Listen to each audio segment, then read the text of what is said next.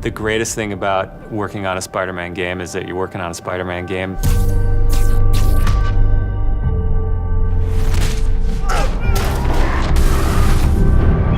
The hardest thing is that it's a Spider-Man game. We really care about storytelling here at Insomniac.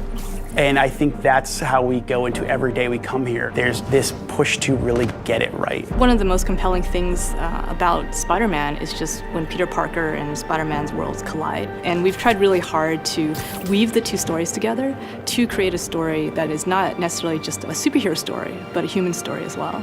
So this Spider-Man is a little different. He's older, he's 23, so he's been Spider-Man for 8 years, and kind of like an athlete in the prime of his career, he's starting to get good at the Spider-Man thing. The nice thing about playing an experienced Spider-Man is that he's already familiar with his powers, right? He's not just discovering them. We always think of Spider-Man as, we call him, the acrobatic improviser.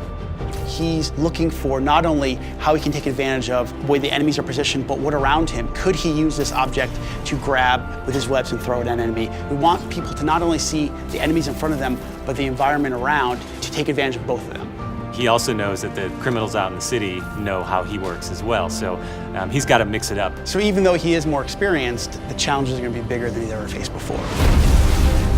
Spider-Man has a rich history of having great stories. The core of our story is this duality between being Peter Parker and being Spider-Man. What's cool about Mr. Negative is that he also has a duality. He's got his positive side as Martin Lee, who runs the homeless shelters in the city, but he also has his negative side. When Peter makes the connection that the leader of the inner demons is the guy who my aunt works for, we got the perfect collision of those two worlds.